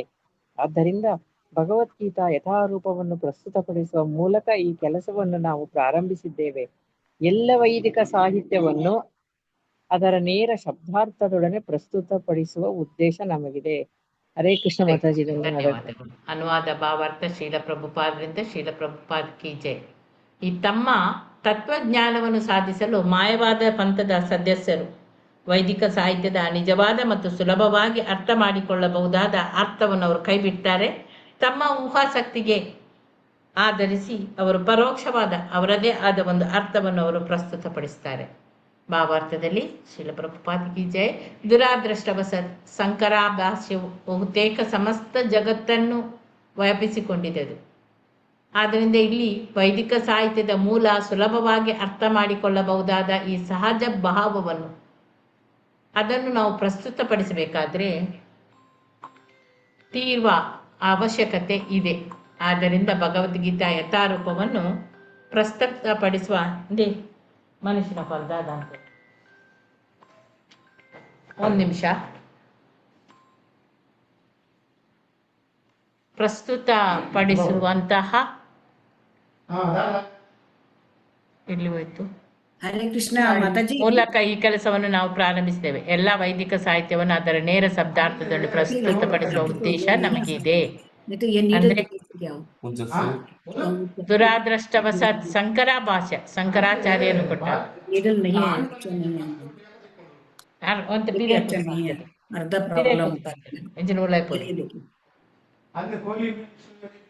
ಹರೇ ಕೃಷ್ಣ ಮಾತಾಜಿ.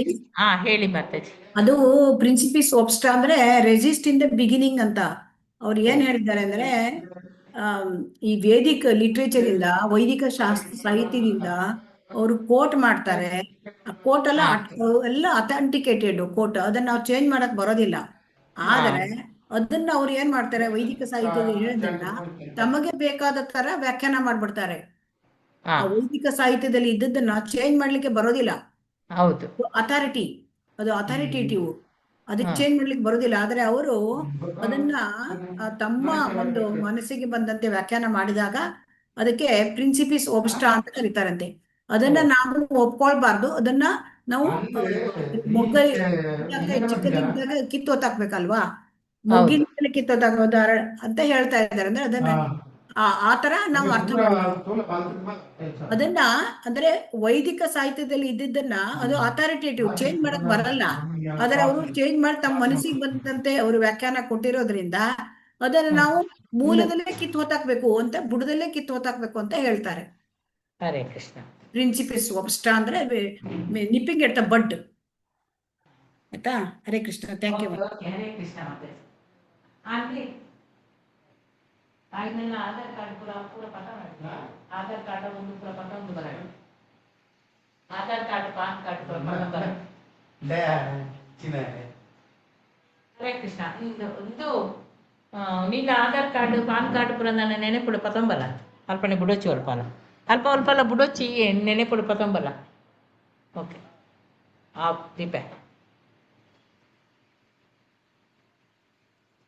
ಅವನ ಒಬ್ಬನನ್ನೇ ಕಳಿಸಿದೆ ಇದಕ್ಕೆ ಪಾಸ್ಪೋರ್ಟ್ ಆಫೀಸಿಗೆ, ಅದಕ್ಕೆಲ್ಲ ಅಲ್ಲಲ್ಲಿ ಬಿಟ್ಟು ಬರಬೇಡ ಅಂತೇಳಿ. ಹರೇ ಕೃಷ್ಣ. ಸಾರಿ, ಎಲ್ಲಿ ಹೋಯ್ತು?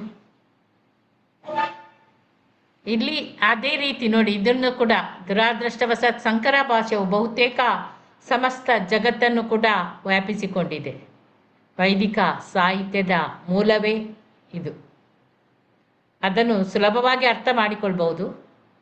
ಆ ಸಹಜ ಭಾವವನ್ನು ಪ್ರಸ್ತುತಪಡಿಸಬೇಕಾದ ತೀವ್ರ ಅವಶ್ಯಕತೆ ಇದೆ. ಆದ್ದರಿಂದ ಇಲ್ಲಿ ಭಗವದ್ಗೀತಾ ಯಥಾರೂಪವನ್ನು ಪ್ರಸ್ತುತಪಡಿಸುವ ಮೂಲಕ ಈ ಕೆಲಸವನ್ನು ನಾವೀಗ ಪ್ರಾರಂಭ ಮಾಡಿದ್ದೇವೆ ಅಂತೇಳಿ ಹೇಳ್ತಾ ಇದ್ದಾರೆ. ಎಲ್ಲ ವೈದಿಕ ಸಾಹಿತ್ಯವನ್ನು ಅದರ ನೇರ ಶಬ್ದ ಅರ್ಥದೊಡನೆ ಪ್ರಸ್ತುತಪಡಿಸುವ ಉದ್ದೇಶ ಈ ಕೃಷ್ಣ ಇದಕ್ಕೆ ಪ್ರಭುಪಾದರು ಮತ್ತು ಇವರೆಲ್ಲ ಅದಕ್ಕೆ ಶ್ರಮ ಪಡ್ತಾ ಇದ್ದಾರೆ. ಉದ್ದೇಶವೇ ಮೂಲ ಅರ್ಥವೇ ಇರಬೇಕು ಎಂಬುದು. ಅದನ್ನು ತಿರುಚಿ ಹಾಕುವ ಇದು ಇಲ್ಲ. ಶ್ಲೋಕ 134. ಏಯಿ ಮತೆ ಪ್ರತಿ ಸೂತ್ರಿ ಕರೆ ನ ದೂಷಣ ಸುನಿ ಚಮತ್ಕಾರ ಹೈಲೆ ಸನ್ಯಾಸ ಸಿರಗಲ. ಕೃಷ್ಣಮೂರ್ತಿ ಪ್ರಭುಜಿ, ಡಾಕ್ಟರ್ ಕೃಷ್ಣಮೂರ್ತಿ ಪ್ರಭುಜಿ ಅನ್ಮ್ಯೂಟ್ ಮಾಡ್ಕೊಳ್ಳಿ. ಹರೇ ಕೃಷ್ಣ ಮಾತಾಜಿ, ಕೇಳ್ತಾ ಇದೆ? ಹರೇ ಕೃಷ್ಣ. ಕೇಳಿಸ್ತದೆ, ಹೇಳಿ. ಹರೇ ಕೃಷ್ಣ ಮಾತಾಜಿ. ಶ್ಲೋಕ 134. ಏಯಿ ಮಾತೆ ಪ್ರತಿ ಸೂತ್ರೆ ಕರೆ ನ ದೂಷಣ ಶೂನಿ ಚಮತ್ಕಾರ ಹೈಲ ಸನ್ಯಾಸಿ ರಗಣ. ಏಯಿ ಮತ್ತೆ ಈ ರೀತಿಯಲ್ಲಿ ಪ್ರತಿ ಸೂತ್ರೆ ಪ್ರತಿಯೊಂದು ಸೂತ್ರದಲ್ಲೂ ಕರೆನ ತೋರಿಸುತ್ತಾರೆ, ದೂಷಣ ದೋಷಗಳನ್ನು ಶೂನಿ ಕೇಳಿ, ಚಮತ್ಕಾರ ಆಶ್ಚರ್ಯಚಕಿತ ಹೈಲ ಅವರು ಆದರು, ಸನ್ಯಾಸಿರ ಎಲ್ಲ ಮಾಯಾವಾದಿಗಳ ಗಣ ಗುಂಪು. ಅನುವಾದ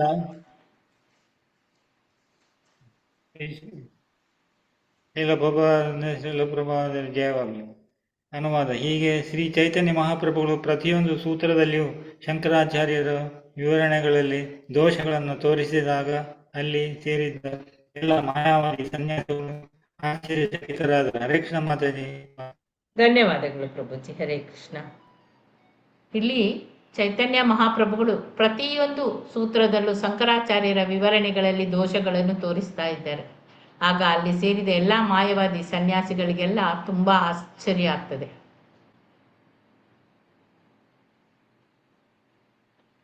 ಶ್ಲೋಕ 135.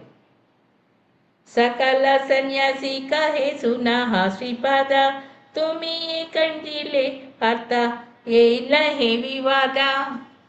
ಗೀತಾ ಕೋಡಿಕಲ್ ಮಾತಾಜಿ ಅನ್ಮ್ಯೂಟ್ ಮಾಡ್ಕೊಳ್ಳಿ.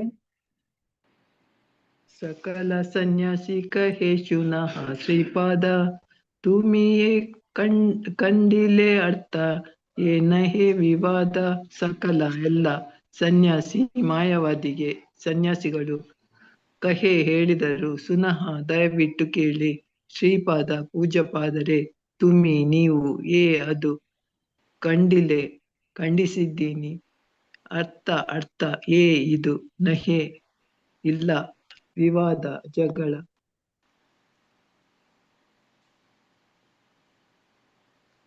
ಓದಿ ಮಾತಾಜಿ.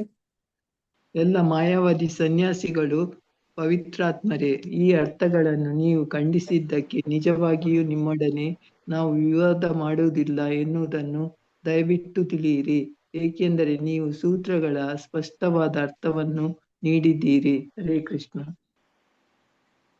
ಧನ್ಯವಾದಗಳು ಮಾತಾಜಿ. ಹರೇ ಕೃಷ್ಣ. ಧನ್ಯವಾದಗಳು. ಈ ಎಲ್ಲ ಮಾಯವಾದಿ ಸನ್ಯಾಸಿಗಳು ಹೇಳಿದ್ರು, ಇಲ್ಲಿ ಪವಿತ್ರಾತ್ಮರೇ, ಈ ಅರ್ಥಗಳನ್ನು ನೀವು ಖಂಡಿಸಿದಕ್ಕೆ ನಿಜವಾಗಿ ನಿಮ್ಮೊಡನೆ ನಾವು ವಿವಾದ ಮಾಡುವುದಿಲ್ಲ ಎಂಬುದನ್ನು ದಯವಿಟ್ಟು ತಿಳಿಯಿರಿ, ಯಾಕಂದರೆ ನೀವು ಸೂತ್ರಗಳ ಸ್ಪಷ್ಟವಾದ ಅರ್ಥವನ್ನು ನೀಡಿದ್ದೀರಿ ಅಂತೇಳಿ ಅಲ್ಲಿ ಇರುವ ಎಲ್ಲ ಮಾಯವಾದಿ ಸನ್ಯಾಸಿಗಳು ಕೂಡ ಹೇಳ್ತಾರೆ ಚೈತನ್ಯ ಮಹಾಪ್ರಭುಗಳ ಹತ್ರ. ಅಂದರೆ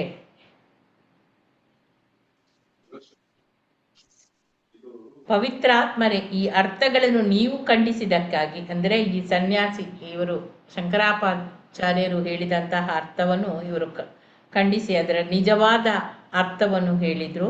ಅದನ್ನು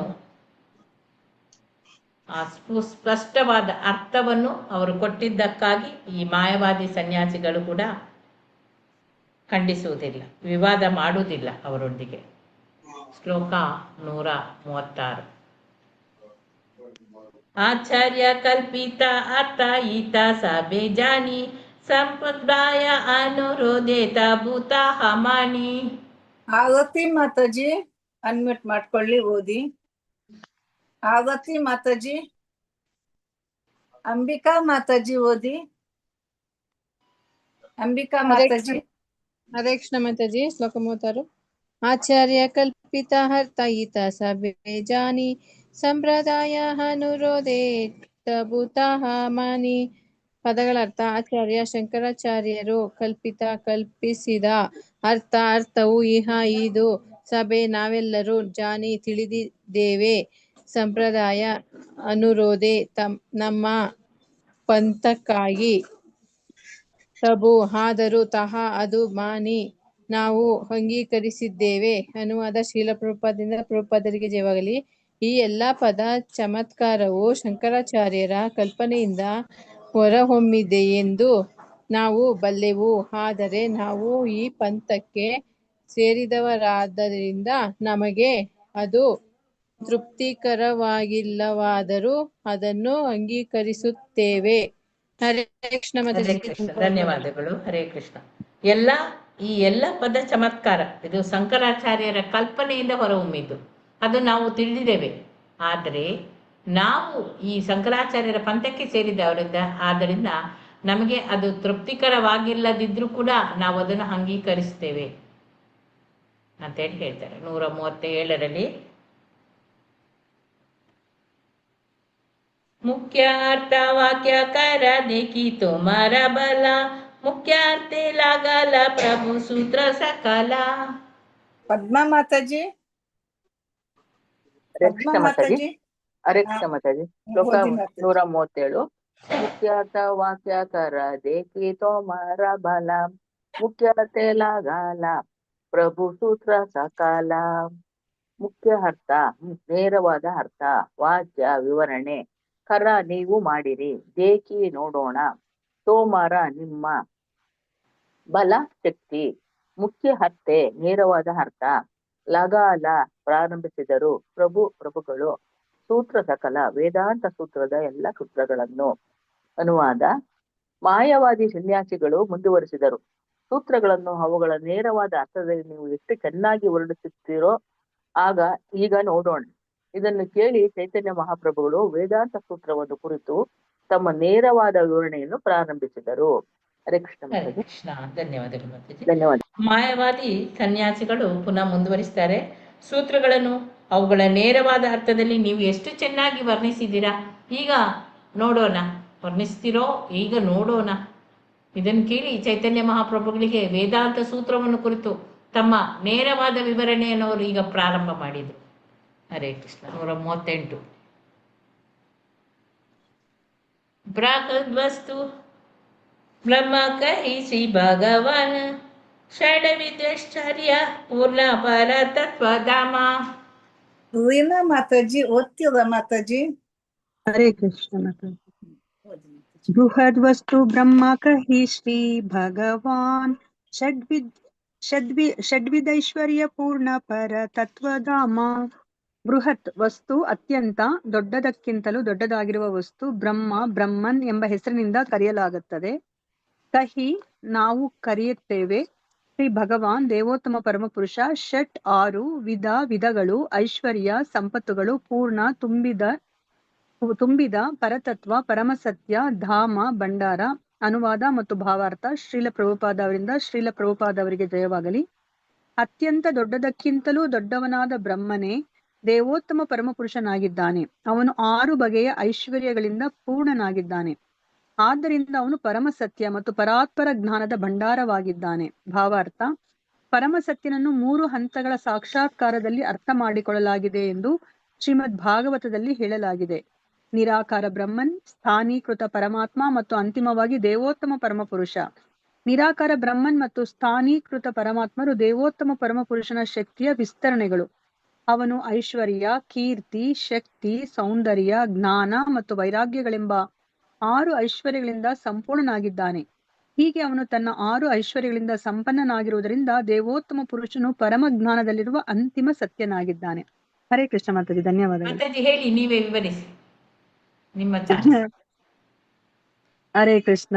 ಸೊ ಇಲ್ಲಿ ನೀವೇನ್ ಹೇಳ್ತೀರಾ ನೋಡೋಣಂತೆ ಈ ವೇದಾಂತ ಸೂತ್ರಗಳನ್ನ ಅಂತ ಹೇಳ್ಬಿಟ್ಟು ಅವ್ರು ಕೇಳಿದಾಗ, ಸೊ ಇಲ್ಲಿ ಚೈತನ್ಯ ಮಹಾಪ್ರಭುಗಳು ಹೇಳ್ತಾ ಇದ್ದಾರೆ, ಇಲ್ಲಿ ಅತ್ಯಂತ ದೊಡ್ಡದಕ್ಕಿಂತಲೂ ದೊಡ್ಡವನಾದ ಬ್ರಹ್ಮನೇ ದೇವೋತ್ತಮ ಪರಮ ಪುರುಷ ಅಂತ. ಸೊ ಇವಾಗ ಅವರು ಬ್ರಹ್ಮನನ್ನೇ ಅವರು ಅಂತಿಮ ಅನ್ಕೊಂಡಿದ್ದಾರೆ ಈ ವೇದಾಂತಿಗಳು. ಆದ್ರೆ ಇಲ್ಲಿ ಹೇಳ್ತಾ ಇದ್ದಾರೆ ಬ್ರಹ್ಮನ್ ಎಲ್ಲದಕ್ಕಿಂತ ಅಂದ್ರೆ ಬ್ರಹ್ಮನ್ಗಿನ್ನ ದೊಡ್ಡವನಾದ ಬ್ರಹ್ಮನ್ ದೇವೋತ್ತಮ ಪರಮ ಪುರುಷ ಅಂತ ಹೇಳ್ತಾ ಇದ್ದಾರೆ. ಅವನು 6 ಬಗೆಯ ಐಶ್ವರ್ಯಗಳಿಂದ ಪರಿಪೂರ್ಣನಾಗಿದ್ದಾನೆ. ಸೊ ನಮ್ಗೆ ಗೊತ್ತಿರೋ ಹಾಗೆ ಅವನು ಷಡ್ಐಶ್ವರ್ಯ ಸಂಪನ್ನನಾಗಿದ್ದಾನೆ. ಸೊ ಐಶ್ವರ್ಯಸ್ಯ ಸಮಗ್ರಸ್ಯ ವೀರ್ಯಸ್ಯ ಯಶಸ್ಶ್ರಿಯ ಜ್ಞಾನ ವೈರಾಗ್ಯೋಶ್ಚೈವ ಸನ್ನಂಭಗ ಇತಿಂಗನ ಅಂತ ನಾವೇನ್ ಕರಿತೀವಿ. ಸೊ ಅದರಿಂದ ಆ ತರ ಅವರು ಪರಿಪೂರ್ಣನಾಗಿದ್ದಾರೆ. ಮತ್ತೆ ನಾವು ಇನ್ನ ಹೇಳೋ ತರನೇ ಐಶೋಪನಿಷತ್ತಲ್ಲಿ ಹೇಳೋ ತರನೇ ಪೂರ್ಣಮಿದಃ ಪೂರ್ಣಮಿದಂ ಪೂರ್ಣಾತ್ ಪೂರ್ಣಮುದಚ್ಯತೆ ಪೂರ್ಣಸ್ಯ ಪೂರ್ಣಮಾದಾಯ ಪೂರ್ಣಮೇವಾವಶಿಷ್ಯತೆ ಅಂತ ನಾವ್ ಹೇಳ್ತೀವಿ. ಸೊ ಅದೇ ತರನೇ ಇವಾಗ ಅವರು ದೇವೋತ್ತಮ ಪರಮಪುರುಷನ ಅವರಿಲ್ಲಿ ವರ್ಣನೆ ಮಾಡ್ತಾ ಇದ್ದಾರೆ. ಆದ್ರಿಂದ ಅವನು ಎಲ್ಲವನ್ನ ಪರಿಪೂರ್ಣವಾಗಿ ಹೊಂದಿರೋದ್ರಿಂದ ಅವನು ಪರಮ ಸತ್ಯನಾಗಿದ್ದಾನೆ. ಮತ್ತೆ ಅವರು ಪರಾತ್ಪರ ಜ್ಞಾನದ ಭಂಡಾರವಾಗಿದ್ದಾನೆ. ಸೊ ಅವನು ಜ್ಞಾನದ ಭಂಡಾರ ಅಂದ್ರೆ ಜ್ಞಾನನೂ ಸಹ ಪರಿಪೂರ್ಣವಾಗಿದೆ. ಅಂದ್ರೆ ಪರ ಅಂದ್ರೆ ಪರತರ ಅಂದ್ರೆ ಅವರನ್ನ ಮೀರ್ಸೋರು ಇನ್ಯಾರು ಇಲ್ಲ ಅಂತ. ಪರಮ ಸತ್ಯ ಅಂದ್ರೆ ನಮ್ಗೆ ಇವಾಗ ಎಷ್ಟೊಂದ್ ತರ ಸತ್ಯಗಳು ಗೊತ್ತು, ಆದ್ರೆ ಇಲ್ಲಿ ಭಗವಂತ ಪರಮ ಸತ್ಯ ಏನಂದ್ರೆ ಅವನನ್ನ ಮೀರ್ಸಿರೋ ಸತ್ಯ ಇನ್ಯಾವುದೂ ಇಲ್ಲ. ಸೊ ಇವಾಗ ನಮ್ಗೆ ನಮ್ಮ ತಂದೆ ತಾಯಿಗಳೇ ಜನ್ಮ ಕೊಟ್ಟರು ತಂದೆ ತಾಯಿಗಳು, ಅವರು ನಮ್ಮ ತಂದೆ ತಾಯಿಗಳು, ಅದು ಸತ್ಯ. ಆದ್ರೆ ಪರಮ ಸತ್ಯ ಏನು ಅಂತಂತಂದ್ರೆ ಅದರ ಮೂಲ ಯಾರು, ಇವಾಗ ನಮ್ಮ ತಂದೆ ತಾಯಿಗಳಿಗೆ ಮೂಲ ಯಾರು ಅಂತ ನಾವು ನೋಡ್ಕೊಂಡ್ ಹೋದ್ರೆ ಅದು ಭಗವಂತನಲ್ಲಿ ಕೊನೆಗೊಳ್ಳುತ್ತೆ. ಸೊ ಅದಕ್ಕೋಸ್ಕರ ಅವನು ಪರಮ ಸತ್ಯನಾಗ್ತಾನೆ. ಭಾವಾರ್ಥದಲ್ಲಿ ಪ್ರಭುಪಾದರು ಹೇಳ್ತಾ ಇದ್ದಾರೆ, ಪರಮ ಸತ್ಯನ ನಾವು 3 ಹಂತಗಳಲ್ಲಿ ನಾವು ಸಾಕ್ಷಾತ್ಕಾರ ಮಾಡ್ಕೋಬಹುದು. ಇದನ್ನ ನಾವು ಶ್ರೀಮದ್ ಭಾಗವತದಲ್ಲೂ ಸಹ ನಾವು ತಿಳ್ಕೊಂಡಿದೀವಿ. ನಿರಾಕಾರ ಬ್ರಹ್ಮನ್, ಮತ್ತೆ ಪರಮಾತ್ಮ, ಮತ್ತೆ ದೇವೋತ್ತಮ ಪರಮ ಪುರುಷ ಅಂತ. ಸೊ ನಿರಾಕಾರ ಬ್ರಹ್ಮ ಮತ್ತೆ ಪರಮಾತ್ಮ ಅವರು ದೇವೋತ್ತಮ ಪರಮ ಪುರುಷನ ವಿಸ್ತರಣೆಗಳು ಅಂತ ಹೇಳ್ತಾ ಇದ್ದಾರೆ, ಭಗವಂತನ ಶಕ್ತಿಯ ವಿಸ್ತರಣೆಗಳು ಅಂತ ಹೇಳ್ತಾ ಇದ್ದಾರೆ. ಆದ್ರೆ ಭಗವಂತ ಐಶ್ವರ್ಯ, ಕೀರ್ತಿ, ಶಕ್ತಿ, ಸೌಂದರ್ಯ, ಜ್ಞಾನ ಮತ್ತು ವೈರಾಗ್ಯಗಳಿಂದ ಅನ್ನೋ 6 ಐಶ್ವರ್ಯಗಳಿಂದ ಅವನು ಸಂಪೂರ್ಣನಾಗಿದ್ದಾನೆ ಅಂತ ಹೇಳ್ತಾ ಇದ್ದಾರೆ. ಸೊ ಹೀಗಾಗಿ ಅವನು ತನ್ನ 6 ಐಶ್ವರ್ಯಗಳಿಂದ ಸಂಪನ್ನನಾಗಿರೋದ್ರಿಂದ ದೇವೋತ್ತಮ ಪರಮ ಪುರುಷ ಪರಮ ಜ್ಞಾನದಲ್ಲಿರುವ ಅಂತಿಮ ಸತ್ಯನಾಗಿದ್ದಾನೆ ಅಂತ ಹೇಳ್ಬಿಟ್ಟು ಇಲ್ಲಿ ಶಿಲ ಪ್ರಭುಪಾದ್ರೆ ಹೇಳ್ತಾ ಇದ್ದಾರೆ. ನಮಗೆ ಗೊತ್ತಿರೋ ಹಾಗೇನೆ ಭಗವಂತ ಸತ್ ಚಿತ್ ಆನಂದ ಸ್ವರೂಪಿ ಅಲ್ವಾ. ಸತ್ ಅಂದ್ರೆ ಅವನು ಶಾಶ್ವತನಾಗಿದ್ದಾನೆ. ಸೊ ಚಿತ್ ಅಂತಂದ್ರೆ ಅವನು ಜ್ಞಾನಪೂರ್ಣವಾಗಿದ್ದಾನೆ. ಮತ್ತೆ ಆನಂದವಾಗಿದ್ದಾನೆ, ಅವನು ಪರಿಪೂರ್ಣವಾಗಿ ಆನಂದ ಸ್ವರೂಪಿಯಾಗಿದ್ದಾನೆ. ಅದನ್ನ ನಮ್ಗೆ ಇಲ್ಲಿ ತಿಳಿಸ್ಕೊಡ್ತಾ ಇದ್ದಾರೆ. ಹರೇ ಕೃಷ್ಣ ಮಾತಾಜಿ, ಧನ್ಯವಾದಗಳು ಮಾತಾಜಿ. ಹರೇ ಕೃಷ್ಣ. ಶ್ಲೋಕ 139. ಸ್ವರೂಪ ಐಶ್ವರ್ಯೇತಹಾರ ನಹಿ ಮಾಯ ಗಂಧ ಸಕಲ ವಿಧಿರಾಯ ಭಗವನ್ ಸಿ ಸಂಬಂಧ. ರಾಜತಂಬಟ್ ಪ್ರಭುಜಿ ಓದಿ. ರಾಜತಂಬಟ್ ಪ್ರಭುಜಿ ಅನ್ಮ್ಯೂಟ್ ಮಾಡ್ಕೊಳ್ಳಿ. ರಾಜತಂಬಟ್ ಪ್ರಭುಜಿ. ವರದಾ ಹೆಗ್ಡೆ ಮಾತಾಜಿ ಓದಿ. ವರದಾ ಹೆಗ್ಡೆ ಮಾತಾಜಿ ಅನ್ಮ್ಯೂಟ್ ಮಾಡ್ಕೊಳ್ಳಿ. ಚಿತ್ರ ಮೋಹಿನಿ ಮಾತಾಜಿ ಓದಿ. ಹರೇ ಕೃಷ್ಣ ಮಾತಾಜಿ, ಸಾಗರ ಪ್ರಣಾಮಗಳು. ಸ್ವರೂಪ ಐಶ್ವರ್ಯತಾಂಗ ಕಾರಣ ಹಿಮಾಯ ಸಕಲ ವಿಧೇಯ ಭಗವಾನ್ ಸಂಬಂಧ. ಸ್ವರೂಪ ತನ್ನ ಮೂಲ ರೂಪದಲ್ಲಿ ಅವನು ಐಶ್ವರ್ಯಗಳು. ತಾರ ಅವನು ನಾಯಿ ಅಲ್ಲಿ ಇಲ್ಲ. ಮಾಯ ಗಂಧ ಅಧಿಕ ಜಗತ್ತಿನ ಕಲ್ಮಶ. ಸಕಲ ಎಲ್ಲದರಲ್ಲಿ ವೇದಗಳು ಭಯ ಅದು ಹಾಗೆ ಆಗಿದೆ. ಭಗವಾನ್ ದೇವೋತ್ತಮ ಪರಮ ಪುರುಷ ಸೇ ಅದು ಸಂಬಂಧ. ಅನುವಾದ ಶ್ರೀಲ ಪ್ರಭುಪಾದರಿಂದ ಶ್ರೀಲ ಪ್ರಭುಪಾದರಿಗೆ ಜಯವಾಗಲು. ತನ್ನ ಮೂಲ ರೂಪದಲ್ಲಿ ದೇವೋತ್ತಮ ಪರಮಪುರುಷನು ದಿವ್ಯ ಐಶ್ವರ್ಯಗಳಿಂದ ಸಂಪನ್ನನಾಗಿದ್ದಾನೆ. ಅವು ಅಹಿಕ ಜಗತ್ತಿನ ಕಲ್ಮಶಗಳಿಂದ ಮುಕ್ತವಾಗಿವೆ. ಎಲ್ಲ ವೈದಿಕ ಸಾಹಿತ್ಯದ ಅಂತಿಮ ಗುರಿಯು ದೇವೋತ್ತಮ ಪರಮಪುರುಷನೇ ಎನ್ನುವುದನ್ನು ಅರ್ಥ ಮಾಡಿಕೊಳ್ಳಬೇಕು. ಹರೇ ಕೃಷ್ಣ ಮಾತಾಜಿ, ಧನ್ಯವಾದಗಳು. ಹರೇ ಕೃಷ್ಣ. ಇಲ್ಲಿ ತನ್ನ ಮೂಲ ರೂಪದಲ್ಲಿ ದೇವೋತ್ತಮ ಪರಮಪುರುಷ ಅವನು ಷಡೈಶ್ವರ್ಯಗಳಿಂದ ಸಂಪನ್ನನಾಗಿದ್ದಾನೆ. ಮತ್ತು ಐಹಿಕ ಜಗತ್ತಿನ ಈ ಕಲ್ಮಶಗಳಿಂದ ಕೂಡ ಅವನು ಮುಕ್ತವಾಗಿದ್ದಾನೆ. ಎಲ್ಲ ವೈದಿಕ ಸಾಹಿತ್ಯದ ಅಂತಿಮ ಗುರಿಯೂ ಕೂಡ ಭಗವಂತ ದೇವೋತ್ತಮ ಪರಮಪುರುಷನೇ. ಇದನ್ನು ನಾವು ಅರ್ಥ ಮಾಡಿಕೊಳ್ಬೇಕು. ಹರೇ ಕೃಷ್ಣ. ಅಂದರೆ ಅವನೇ ಮೂಲ ರೂಪದಲ್ಲಿ ಇರುವಂಥದ್ದು ದೇವೋತ್ತಮ ಪರಮಪುರುಷ. ಷಡೈಶ್ವರ್ಯಗಳಿಂದ ತುಂಬಿದ್ದಾನೆ, ಸಂಪನ್ನನಾಗಿದ್ದಾನೆ. ಈ ಐಹಿಕ ಜಗತ್ತಿನ ಕಲ್ಮಸ ಅವನಿಗೆ ಅದರಿಂದ ಅವನು ಮುಕ್ತನ್. ಅವನಿಗೇನು ಮಾಡ್ಲಿಕ್ಕೆ ಆಗುವುದಿಲ್ಲ ಬಹಿರಂಗ ಶಕ್ತಿ. ಅವನೇ ಅವುಗಳನ್ನು ನಿರ್ಣಯಿಸ್ತಾ ಇದ್ದಾನೆ. ಎಲ್ಲ ವೈದಿಕ ಸಾಹಿತ್ಯದ ಅಂತಿಮ ಗುರಿ ಭಗವಂತ ದೇವೋತ್ತಮ ಪರಮಪುರುಷ ಕೃಷ್ಣ. ಇದನ್ನೇ ಅರ್ಥ ಮಾಡಿಕೊಳ್ಬೇಕು ನಾವು. 140 ತುಂಬ ಉದ್ದ ಇದೆ. ಸೊ ಟೈಮ್ಸ್ ಆಯ್ತಲ್ಲ. ಶ್ಲೋಕ ಅನುವಾದ ಭಾವಾರ್ಥ ತುಂಬ ದೊಡ್ಡದಿದೆ. ನಾಳೆ ಓದೋಣವ, ಇವತ್ತು ಓದೋಣವ, ನಾಳೆ ಓದೋಣವ, ನೀವೇ ಹೇಳಿದಾಗೆ. ಟೈಮ್ ಆಯ್ತು, ನಾಳೆ ಓದೋಣ. ಹರೇ ಕೃಷ್ಣ. ವಾಂಛಾಕಲ್ಪತರುಭ್ಯಶ್ಚ ಕೃಪಾ ಸಿಂಧುಭ್ಯ ಏವ ಚ ಪತಿತಾನಾಂ ಪಾವನೇಭ್ಯೋ ವೈಷ್ಣವೇಭ್ಯೋ ನಮೋ ನಮಃ. ಅನಂತ ಕೋಟಿ ಭಕ್ತವೃಂದ ಕಿ ಜೈ. ನಾಮಾಚಾರ್ಯ ಹರಿದಾಸ್ ಠಾಕೂರ್ ಕಿ ಜೈ. ಜಗದ್ಗುರು ಶ್ರೀಲ ಪ್ರಭುಪಾದ್ ಕಿ ಜೈ. ಗುರು ಮಹಾರಾಜ್ ಕಿ ಜೈ. ಹರೇ ಕೃಷ್ಣ. ಹರೇ ಕೃಷ್ಣ ಎಲ್ಲರಿಗೂ ಈ ಮಾತಾಜಿ. ದಿನ ಮಂಗಳಮಯವಾಗಲಿ ಅಂತ ಹೇಳ್ತಾ ನಾವು ಈ ತರಗತಿಯನ್ನು ನಿಲ್ಲಿಸೋಣ. ಎಲ್ಲರಿಗೂ ಧನ್ಯವಾದಗಳು. ನಾಳೆ ಸಿಗೋಣ. ಹರೇ ಕೃಷ್ಣ. ಹರೇ ಸರಿ ಮಾತಾಜಿ. ಕೃಷ್ಣ ಮಾತಾಜಿ. ಧನ್ಯವಾದಗಳು ಮಾತಾಜಿ. ಹರೇ ಕೃಷ್ಣ. ಧನ್ಯವಾದಗಳು. ತಡವಾದದಕ್ಕೆ ಧನ್ಯವಾದಗಳು ಕ್ಷಮಿಸಿ. ಮಾತಾಜಿ. ಇರ್ಲಿ ಮಾತಾಜಿ. ತಡವಾದದಕ್ಕೆ ಕ್ಷಮಿಸಿ. ಹರೇ ಕೃಷ್ಣ. ಎಲ್ಲರಿಗೂ ಧನ್ಯವಾದಗಳು. ಹರೇ ಕೃಷ್ಣ. ಧನ್ಯವಾದಗಳು ಮಾತಾಜಿ.